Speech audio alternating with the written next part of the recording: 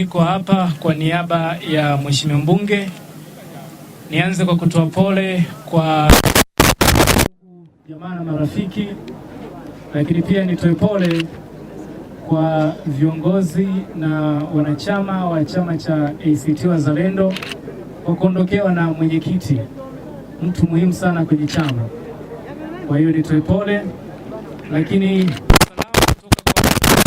kutoka kwa Mligo amenituma nije niwape pole ndugu wote, marafiki, watu wote wa vyama vyote.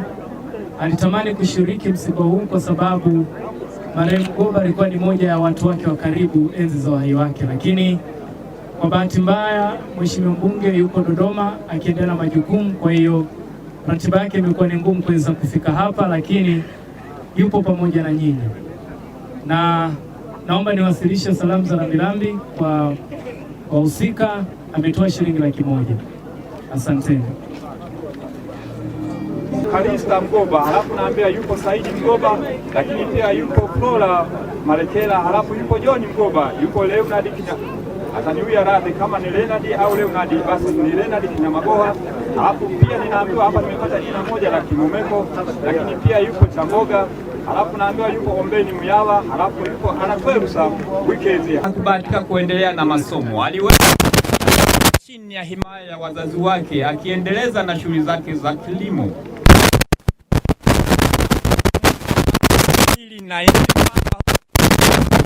mtu ataachana na watu wake na kuambatana na mume wake au na mwenzi wake. Aliyafanya hayo ilikuwa ni tarehe 10 ya mwezi wa 9 mwaka 2004, akafunga pingu za maisha chini ya mchungaji Jacob Chaula. Mwamba huyu aliendelea kuufurahia unyumba wao, huku Mungu akiwazawadia watoto kadha wa kadha. Mpendwa wetu huyu ilipofika mwaka 2015 aliamua kujiunga na mambo ya kisiasa. Chama chake cha kwanza kilikuwa ni chama cha Chadema. Baadaye Mwamba kaona mambo hayaendi sawa huko chama cha Chadema, akaamua kutimkia kwenye chama cha ACT Wazalendo. Mwaka 2015 Mwamba huyu alichaguliwa kuwa mwenyekiti wa kata ya Utengule kichama. Kana kwamba kama haitoshi, baadaye tena akachaguliwa kuwa mwenyekiti wa chama cha ACT Wazalendo katika jimbo la Makambako.